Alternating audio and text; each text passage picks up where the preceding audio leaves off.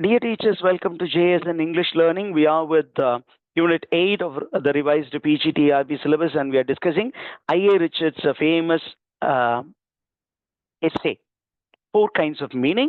And we have come to a very important section. And this particular essay, okay, Four Kinds of Meaning, is the first chapter in the third part of the book, Practical Criticism. It is actually a four-part book. And in the third part, which is titled Analysis section, in that the first chapter is Four Kinds of Meaning, and the second chapter is Figures of Speech. And here we were discussing about the four kinds of meaning. What are the four kinds of meaning? Number one, sense. Number two, feeling. Number three is tone. Number four is intention.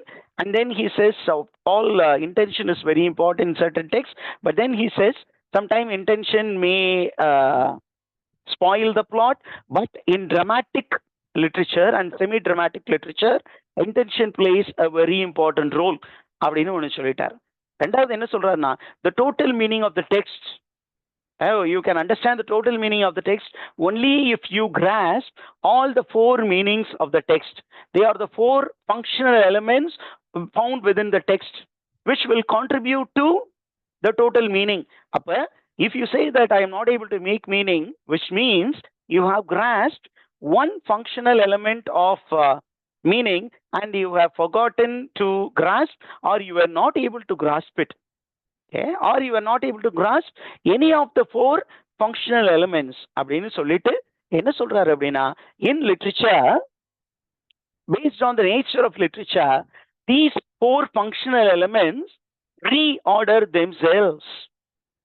One becomes prominent and the other three contribute to what becomes prominent. அப்படி சொல்லிட்டு he is going to make the readers focus on certain text which he is going to discuss. The first type of text that he focuses on is scientific treatise, scientific works. A scientific work is a kind of writing. அந்த kind of writingல அந்த four functional elements இருக்குல்ல, four kinds of meaningல, which comes first, which comes second, which comes third, and which is the least important அப்படின்னு நமக்கு ranking பண்ண போறார். Okay, when he speaks about scientific treatise, he says scientific treatise அதுல வந்து எதுக்கு ரொம்ப importance கொடுக்குறாங்க அப்படின்னா, importance is given to sense. Okay, when it is a scientific treatise, work of art, the main importance is given to the kind of meaning called sense. The author is very much worried about what he is communicating. And the second important thing is given to feeling. And the third important thing is tone, but it is in academic convention. Tone என்ன மாதிரி கன்வென்ஷன்ல இருக்கணும் scientific treatise அப்படின்னா, it should be purely academic, not inacademic or unconventional or colloquial toneல இருக்கக்கூடாது. பக்கா academic டோன்ல இருக்கணும், precision இருக்கணும். Scientific ட்ரீட்டிஸ்ல த intention அப்படின்னு வரும்போது டு கம்யூனிகேட் அக்யூரசி. இன்டென்ஷன் அப்படிங்கிறது, what is the focus of the intention in scientific treatise அப்படிங்க, what is the working of intention அப்படின்னா, the author's intention is to communicate information accurately. அவர்கிட்ட ஒரு data இருக்கு, அந்த டேட்டாவை அக்யூரேட்டா கொண்டு போய் அங்க சேர்க்கணும். 2 ml of hydrogen peroxide plus 1 ml of ஏதோ ஒரு இன்னொரு கெமிக்கல், இது ரெண்டையும் இந்த பர்டிகுலர் டெம்பரேச்சர்ல அப்படின்னு சொல்லும்போது the intention is communicating accuracy. சரி, இந்த எதுக்கு சார் அக்யூரசிய அவர் ஃபோக்கஸ் பண்றாரு இன்டென்ஷன் அப்படிங்கும்போது, இது இல்லைன்னா there will be an anxiety in the reader. அவருக்கு ஒரு ரெஸ்ட்லெஸ்னஸ் இருக்கும். அந்த ரெஸ்ட்லெஸ்னஸ் போக்குறதுக்கு என்ன பண்ணுவாங்க, சென்ஸை வந்து ஃபர்ஸ்ட் கம்யூனிகேட் பண்ணுவாங்க. அதுக்கப்புறம் அதுக்கு கீழே வந்து feeling, tone, intention. Did you get this ordering, teachers? அப்ப in scientific treatise of the four kinds of meaning, which meaning dominates? Sense dominates. And it is followed by மற்றதெல்லாம் parallel இருக்கும். Intention, feeling, tone. அந்த மூணும் அடுத்தடுத்த அடுக்குல இருக்கு. ஏன் இது ரொம்ப இம்பார்ட்டன்ட் அப்படின்னா scientific treaties give importance to accuracy. அதையும் ஞாபகம் வச்சுக்கோங்க, இதுதான் கேட்டிருக்காங்க. ஓகே, இதுல என்ன சொல்றாரு அப்படின்னு கேட்டீங்கன்னா, in certain scientific text, intention focuses on clarity and adequacy of communication. adequate தேவையான அளவுக்கு நம்ம இன்ஃபர்மேஷன் கொடுக்கணும், அதுதான் இன்டென்ஷனுடைய வேலை. So the first text that is he has taken as proper scientific treatise. Scientific theories எல்லாம் சொல்லுவாங்க இல்லையா, இந்த தியரிஸ்ல சென்ஸ் தான் ரொம்ப முக்கியம். அடுத்தது என்ன பண்றாரு அப்படின்னு கேட்டீங்கன்னா, he is going to speak about, okay, there are texts which are written with the intention to popularize some results or hypotheses of science. ஒரு ஹைபோதீசிஸ் அப்படின்னா ஒரு அசம்ஷன், அந்த அசம்ஷனை எல்லாருக்கிட்டையும் கொண்டு போய் சேர்க்கறதுக்காக எழுதப்படும் அந்த ரைட்டிங்ல எதுக்கு ஃபர்ஸ்ட் பிளேஸ் அப்படின்னு கேட்டீங்கன்னா, intention takes the first place. ஏன்னா நீங்க அதுதான் உங்களுடைய மைண்ட்ல இருக்கு. Your intention is to popularise this idea. இப்போ நீங்க நினைக்கிறீங்க, இந்த வாத்தியார் நல்லா நடத்துறாரு, இந்த வாத்தியாரை பத்தி நான் வந்து என் ஃப்ரெண்டு கிட்ட பேச போறேன் அப்படின்னு நீங்க நினைக்கிறீங்கன்னா, அங்க எதுதான் டாமினேட் பண்ண போகுது? இன்டென்ஷன் தான் டாமினேட் பண்ண போகுது. அப்ப இன்டென்ஷனோட நீங்க என்ன பண்ணுவீங்க? உனக்கு ஒண்ணு தெரியுமா, இந்த ஜேஎஸ்என் இங்கிலீஷ் லேர்னிங்னு ஒருத்தர் அங்க வந்து பாடம் நடத்திட்டு இருக்கிறாரு, அவர் தமிழ்லயும் நடத்துறாரு, இங்கிலீஷ் நடத்துறாரு, ரொம்ப நேரம் எடுத்து நடத்துறாரு அப்படின்னு நீங்க the way you are choosing and way you feel, அந்த ஃபீலிங்கை அப்படியே இன்னொருத்தர் கம்யூனிகேட் பண்றதுக்கு நீங்க ட்ரை பண்ணுவீங்க. அதுக்கு அடுத்து என்ன வரும்? அதை பேசும்பொழுது உனக்கு ஒண்ணு தெரியுமாப்பா அப்படின்னு பேச ஆரம்பிப்பீங்கல்ல, that is call the tone. இல்ல அது நல்லா இல்லைன்னா என்ன சொல்லுவீங்க? ஐயா அந்த சேனலா அப்படின்னு நீங்க பேச ஆரம்பிப்பீங்க. That is call tone. அப்ப இன் an assumption, சயின்டிபிக் அசம்ஷனை அல்லது ஒரு சயின்டிபிக் ஐடியாவை கம்யூனிகேட் பண்ணோம்னா அங்க எது ரொம்ப முக்கியம்? இன்டென்ஷன் ரொம்ப ரொம்ப முக்கியம். And intention will make use of the other three kinds of meaning. Are you there, teachers?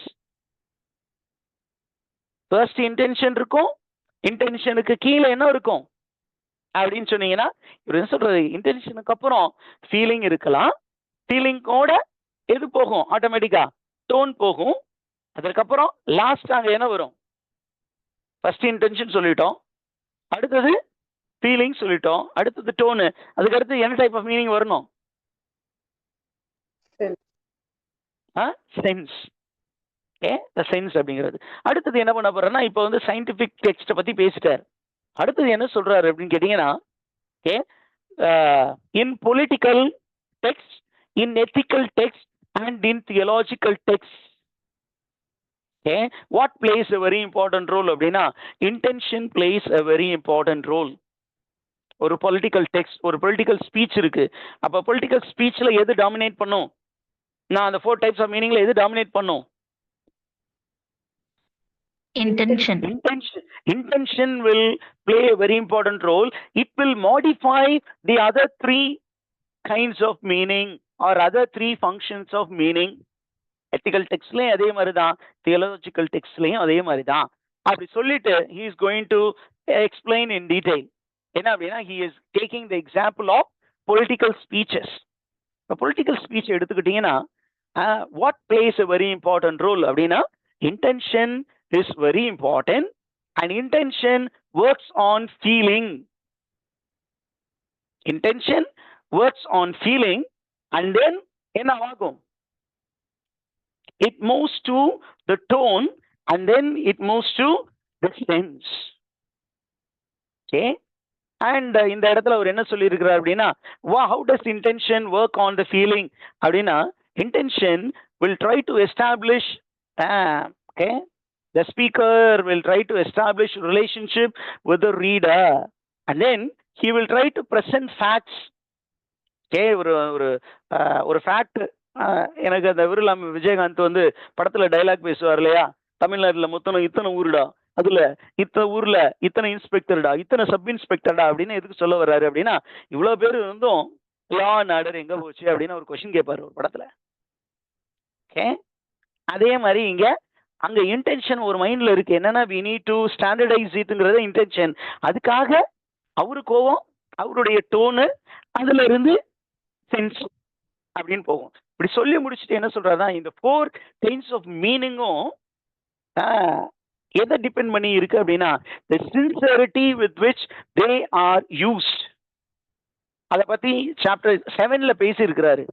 4 kinds of meaning இருக்குன்னு சொல்லிட்டு இந்த 4 kinds of meaning வந்து நம்ம ஈஸியா கிராஸ் பண்றதுக்கு என்ன பண்ணணும் அப்படின்னா, it depends on the way in which the speaker has used those words, the wording in a text. அப்ப what is a very important word in finding out meaning? Sincerity in which all these 4 kinds of meanings are employed in a text. Did you get that, teachers? இதெல்லாம் சம்மரியில இருக்காது. டெக்ஸ்ட படிக்கும் போது தான் அங்க நம்ம இதெல்லாம் பார்க்க முடியும். சின்சியரிட்டியை பத்தி பேசியிருக்காரு. இந்த சின்சியரிட்டிங்கிறத ஒரு டேர்மை பத்தி இன்னொரு சாப்டர்லயும் 7th சாப்டர்ல டீடைல்டா பேசியிருக்காரு. நமக்கு அது இல்லை, ஆனா இந்த டெக்ஸ்ட்ல சின்சியரிட்டியை பத்தியும் பேசியிருக்காருன்னு தெரிஞ்சு வச்சுக்கோங்க. Are you there, teachers? Did you get that?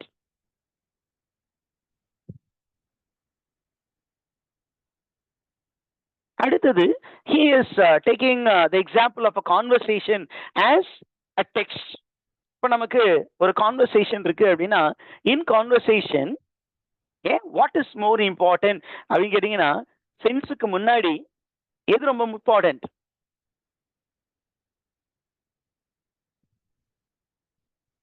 Actually நம்ம ஒரு விஷயத்த சொல்ல வர்றோம், ஆனா சொல்ல வர்றது வழியா எதை ஆக்சுவலா கம்யூனிகேட் பண்றோம் அப்படின்னா, we are trying to communicate feeling or tone and the intention.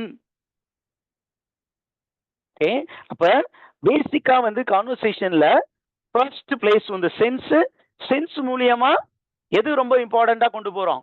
Feeling, tone, அப்புறம் intention. Conversation when you are talking first comes என்ன, நான் இங்க நம்பரிங் தப்பா போட்டிருப்பேன். ஓகே, ஏன்னா இங்க நான் வந்து அது முன்னாடி கொடுத்துருக்கேன், அதை நீங்க பாத்தீங்களா என்னன்னு தெரியல, அதனால don't get misled by the numbering. In conversation first we need to make sense, and from sense என்ன பண்ண போறோம்? We are moving to feeling, and from feeling and tone we are moving to intention. Okay, அதுக்கு ஒரு dramatic formula ஒன்னு கொடுத்திருக்காரு. என்ன அப்படின்னா, dramatic formula அப்படின்னு சொல்லும்போது he is speaking about Malinowski phatic communication அப்படிங்கிற ஒரு விஷயத்தை அவர் இங்க பேசியிருக்காரு. ஓகே, ஃபேக்டிக் கம்யூனிகேஷன், ஃபேக்டிக்னா emphatic communication. In order to emphasize a particular idea, we use certain things. For example, thank you so much, pleased to meet you அப்படின்னு நம்ம சொல்லும் பொழுது, okay, we are trying to make sense, but நம்ம உள்ள இருக்கிற ஃபீலிங்க ஒரு particular டோனோட சொல்றோம். And the intention is to thank. Did you get that, teachers? 185, 86, okay, 85 முடிச்சாச்சு. 85 திருப்பியும் ரிப்பீட் ஆயிருக்கு. So I think I can skip.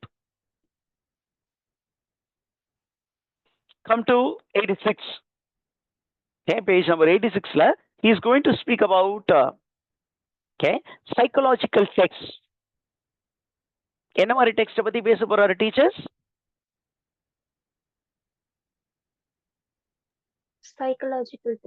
Psychological text அப்படின்னு எடுத்துக்கிட்டீங்கன்னா, what is least important there அப்படின்னு கேட்டீங்கன்னா, feeling is least important. Okay, அப்ப psychological டெக்ஸ்ட்ல எது ரொம்ப இம்பார்ட்டன்ட் அப்படின்னு கேட்டீங்கன்னா, sense. And through the sense feeling and tone operate அப்படின்னு நமக்கு ஒரு விஷயம் சொல்லிட்டு அங்க ஒரு ஃபாரின் ஃப்ரேஸ் ஒன்று யூஸ் பண்ணியிருக்கிறார். என்ன அப்படின்னா, தி தே ஃபேபுலா நரேட்டிவ். நரேட்டிவ்ங்கிறது இல்லை, நீங்க கூகுள் பண்ணி பார்த்தீங்கன்னா அதுதான் வரும், தீதா ஃபேபுலா அப்படின்னு. அப்படின்னா, of you the tale is told, the tale is applied to you. அப்படின்னா ஃபர்ஸ்ட் வந்து நமக்கு ஒரு ஐடியா சொல்லிடுவாங்க. இது மூலியமா இது யாருக்கு அப்ளை ஆகுதுன்னா it is applicable to you. அப்ப லாஸ்ட்ல தான் வந்து உங்களுக்கு எது வரும், ஃபீலிங்ஸே வரும். அவனுக்கு இந்த கதை, இடிஃபஸ் ரெக்ஸுக்கு உனக்கு என்ன கதை அப்படிங்கும்போது ஐயோ அவனுக்கே இதுன்னா நமக்கும் அப்படின்னு வரும். Okay, now okay he moves a little further to poetry. Okay, in poetry, what happens அப்படின்னு கேட்டீங்கன்னா what is given importance அப்படின்னா feeling is given importance. What is given importance? Feeling is given importance. And what is pushed to the second place? Okay, truth is pushed to the second place. நமக்கு வந்து ஒரு famous old argument என்ன, delight and அதுக்கப்புறம் என்ன வரும்னு சொன்னாங்க, டீச்னு சொன்னாங்க. யார் சொன்னது இத? மொதல் பிளேட்டோ என்ன சொன்னாரு, டீச் டிலைட்னாரு. அரிஸ்டாட்டில் என்ன சொன்னாரு, இல்ல ஃபர்ஸ்ட் டிலைட் அப்புறம் டீச். அதுதான் எமோட்டிவ் எஃபெக்ட்னு சொல்லியிருப்பாரு. Emotive effect of drama. என்ன ட்ராஜடியை பத்தி பேசும்போது why is tragedy the sublime art form அப்படின்னு சொல்லும் பொழுது it evokes a sense of fear and pity. By doing so it goes ahead to cleanse the soul. cathartic effect னு சொல்லியிருப்பாரு. அதே விஷயத்தை தான் இங்கே வேற மாதிரி அவரு வேர்டிங் பண்றாரு. ஓகே, நவ் என்ன சொல்ல போறாரு அப்படின்னு கேட்டீங்கன்னா, இன் narrative poetry there is no problem with meaning. ஏன் அப்படின்னு கேட்டீங்கன்னா, நரேட்டிவ் போயிட்ரி அப்படியே நரேஷனா போயிட்டு இருக்கோம், ஈஸியா நீங்க மீனிங்கை கிராஸ் பண்ணிடலாம். But in philosophical and meditative poetry there will be a confusion in getting the meaning. In which kind of poetry meaning will be very easy to make out அப்படின்னு question கேட்பாங்க. எந்த போயிட்ரியில meaning ஈஸியா கண்டுபிடிச்சிடலாமா? Narrative போயிட்ரியிலையும் narrative போயிட்ரியில தான். ஆனா philosophical போயிட்ரியிலையும் meditative போயிட்ரியிலையும் finding out meaning is very difficult. வேர்ட்ஸ்வர்த்துடைய ode on intimation of immortality அப்படின்னு ஒரு ஓடு இருக்கு, ரொம்ப லென்த்தியான ஓடு. அதுல என்ன சார் மீனிங் சொல்ல வராரு அப்படின்னு நீங்க மண்டையை போட்டு பிளக்குற மாதிரி இருக்கும். அந்த டைட்டிலே கொடுத்துட்டாங்க, இம்மோர்டாலிட்டியை பத்தி பேசுறாரு, டிவைன்னஸ் பத்தி பேசுறாருன்னா உள்ள பாத்தீங்கன்னா நிறைய டைக்ரேஷன்ஸ் இருக்கும், நிறைய இமேஜஸ் உள்ள கொடுத்துருப்பாரு. Everything is related to what is intimations of immortality. இம்மோர்டாலிட்டிக்கான ட்ரேசஸ் தான் நம்ம கிட்ட இருக்கு, இம்மோர்டாலிட்டி நம்ம கிட்ட காணோம். Divinity is not with us because we are loaded with knowledge. Knowledge has taken divinity away from you, from human beings நாங்க சொல்லியிருப்பாரு. அப்ப கொஞ்சம் கன்ஃபியூசிங்கா இருக்கும் அப்படின்னு சொல்லிட்டு எங்க போறாரு, பிலசாபிக்கல் போயிட்ரியிலையும் மெடிடேட்டிவ் போயிட்ரியிலையும் என்ன ரொம்ப இருக்க போகுது, ஓவர்லோடிங் ஆஃப் இமேஜஸ் இருக்க போகுது, ஓவர்லோடிங் ஆஃப் இமேஜஸ் இருக்க போகுது. அதுக்கு அவர் எக்ஸாம்பிள் கொடுக்குறாரு பாருங்க. Soul is a ship in full sail. My soul is a ship in full sail. சோலை வந்து எதுக்கு கம்பேர் பண்றாங்க, metaphorically compared to a ship which is fully sailing அப்படின்னு புரிஞ்சுக்கலாம், அல்லது which is in full sail அப்படின்னா it is a loaded ship. It's a loaded ship. So there is too many informations there. அதே நேரத்தில் இங்க பாருங்க, ஒரு ஈஸ்தட்டிக் ஸ்டேட்மெண்ட் கொடுக்குறாரு. Beauty is truth, truth beauty. இதுல பாத்தீங்கன்னா there is overloading. இதுக்கு this is a fine example of what in the statement, beauty is truth, truth beauty.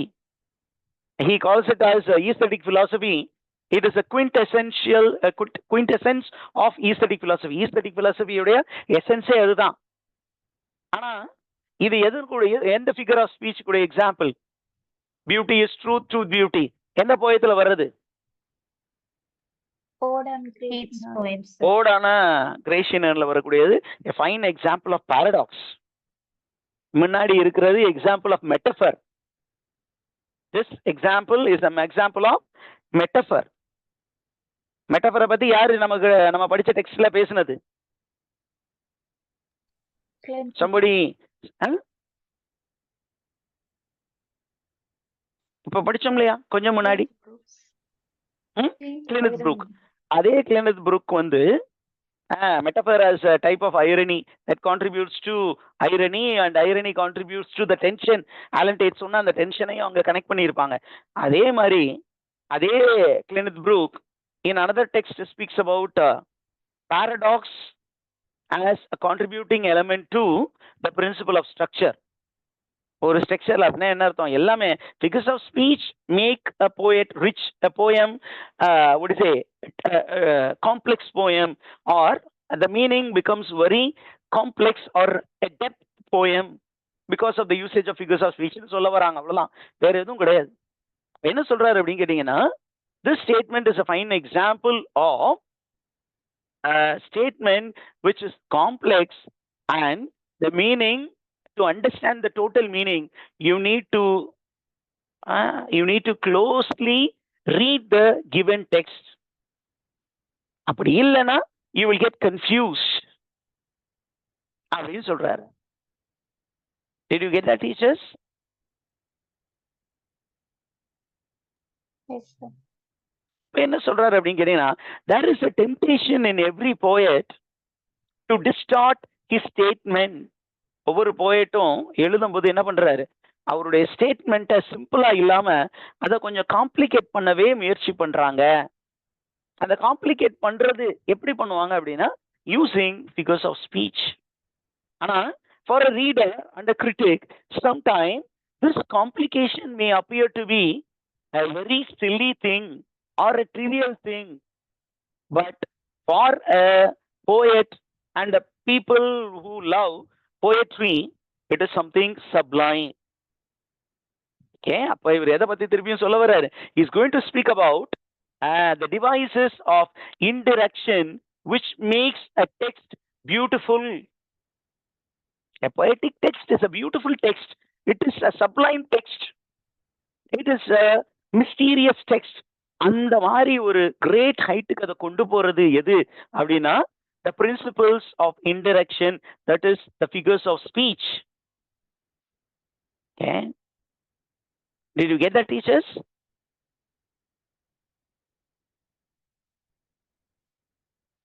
இப்படி சொல்லிட்டு என்ன சொல்றாரு அப்படின்னா, இந்த மாதிரி காம்ப்ளெக்ஸான poem is the focus of literary criticism. இதுதான் பெரிய headache for literary critics. Okay, poems are a very big headache because the language of poetry is ambiguous. And the ambiguity எதனால உருவாச்சு? Because of the usage of the various figures of speech, which is called literary devices or poetic devices. அப்ப நம்ம ரொம்ப முக்கியமா எதை follow பண்ண வேண்டியது இருக்கு அப்படின்னு கேட்டீங்கன்னா, we are supposed to follow the four kinds of meaning very closely அப்படின்னு சொல்லிட்டு he is going to speak about the divine nature of poetry by taking two remarks of two great people. One is Dr. Bradley, who remarked that poetry is a spirit. Can you grasp poetry fully அப்படின்னா உன்னால முடியாது. ஏன் அப்படின்னா, பாம்பு இருந்தால் தான் அதை பிடிக்க முடியும். ஹியூமன் பீயிங்கை வந்து நீங்க புரிஞ்சுக்க முயற்சி பண்ணலாம், பட் இந்த உடலை வந்து புரிஞ்சுக்கலாம், ஆய்வு பண்ணலாம். ஆனா உள்ள இருக்க ஸ்பிரிட் அவங்களால பிடிக்க முடியுமா? So poetry is a spirit. It is always elusive. இந்த எல்யூசிவ்னஸ் அப்படிங்கிறது தான் ambiguity. இந்த ambiguity-யை நீங்க எப்படி ஃபாலோ பண்ணலாம்? ஈஸியா ஃபாலோ பண்ண முடியாது. க்ளோஸ் ரீடிங் அப்படிங்கிற ஒரு ப்ரொசீஜரை வச்சு தான் அந்த டெக்ஸ்டுக்குள்ளார ஆப்போசிட்ஸ் இருக்கு. அந்த ஆப்போசிட் ஹவு தே ஆர் ஹார்மனைஸ்டு, அதை பார்த்தீங்கன்னா ஆலன் டேட் சொன்ன டென்ஷன் இன் போயட்ரி அதையும் இங்கே எக்கோ ஆகுது. நம்பர் 2, செகண்ட் இன்ஃபர்மேஷன் என்ன அப்படின்னா, டாக்டர் மெக்காயில் அப்படின்னு ஒருத்தருடைய definition of poetry எடுக்கிறாரு. What is definition of poetry according to Dr. Mikhail? Hey, it is a continuous substance or energy whose progress is immortal. It's a continuous substance. It's a continuum. ஒரு சின்ன விஷயம்னா கண்டுபிடிக்கலாம், அது தொடர்ச்சியா நடக்கிற விஷயத்தை எப்படி சார் கண்டுபிடிக்க முடியும்? ஹெராக்லிட்டஸ் கிட்ட எனர்ஜியை பத்தி கேட்கும்போது அவர் சொன்னாரு, ஓகே என்ன அப்படின்னு கேட்டீங்கன்னா, okay it is like a flux. அந்த ஃப்ளக்ஸில் நீங்கள் வாட்டர், ரன்னிங் வாட்டர் இருக்குது, இந்த வாட்டரில் ஒரு இடத்துல கால் வச்சுட்டு திருப்பியும் அதே இடத்துல நீங்கள் கால் வைக்க முடியாது. ஏன் அப்படின்னா, நீங்கள் கால் வச்ச இடத்துல இந்த தண்ணி நேரம் எங்கேயோ போயிருக்கும், திருப்பியும் அதே இடத்துல வைக்க முடியுமா அப்படின்னு வைக்க முடியாது. So what is the nature of matter அப்படின்னா இட் இஸ் அ கண்டினியூவம் அப்படின்னு சொன்னாங்க. அதே விஷயத்தான் இங்க சொல்லிட்டு he is telling us, I.A. Richards is telling us, while reading we need to grasp the four functional elements of meaning. What are the four functional elements of meaning? Sense, Sense, feeling, tone, intention. sense, feeling, tone, Intention. sorry, tone and intention. இந்த நாலு விஷயத்தை we need to understand well. The way in which they organize themselves, how one uses the other for a particular purpose அப்படிங்கிற தெரிஞ்சுக்கணும். And we need to avoid misunderstanding them by watching them very closely. Reading is to be very committed. அப்படியே ரேண்டமா படிப்போம் sir, அப்படியே சும்மா படிப்போம் அப்படின்னு கிடையாது. It should be a committed activity with one focus. The one focus is to understand how the four meanings contribute to the total meaning. In what way they come together, how they organize themselves அப்படின்னு நம்ம பார்க்கணும். ஒரு சின்ன analogy சொல்லிட்டு முடிக்கிறேனே. இப்போ நம்ம பார்த்தீங்கன்னா the popular Hinduismத்துல we have three elements, three important gods. யார் யாரு? பிரம்மா, விஷ்ணு, சிவா. பிரம்மா, விஷ்ணு, சிவா. இந்த மூணு பேர்லயும் when it comes to creation, who is the hero? Creation வரும்போது யார் தான் hero? Brahma. Brahma is the hero. Okay, and others play the subordinate role. அந்த இடத்துல அவங்க கொஞ்சம் அடக்கி வாசிப்பாங்க. when it comes to protection, யார் hero? Vishnu is a hero. The other two, அப்ப அவங்க இல்லையா அப்படின்னா அவங்களும் அங்க தான் இருக்காங்க. அதே நேரத்துல when it comes to recreation or destruction ஒன்னு அழிக்கிறது மட்டும் இல்ல, it gives a new form. வேற ஒரு ஃபார்ம், அந்த ஃபார்ம் அப்படியே பிரம்மன் எடுத்து வேற ஒரு உருவத்துல கொடுப்பார். அப்ப so in recreation Shiva plays a very important role. இந்த மூணு பேரும் அப்படியே ஒன்னா சேர்த்தீங்கன்னா they are the other form of what? Adi Shakti. If you want to understand Adi Shakti, we need to understand these three forms. எனக்கு தெரிஞ்ச ஒரு understanding of இண்டிவிஜுவத்தை வச்சு ஐ given a knowledge. Okay, I may be wrong, so don't misunderstand me. Okay, hope I made things very clear to you. Do you have any queries, teachers? We have completed the text.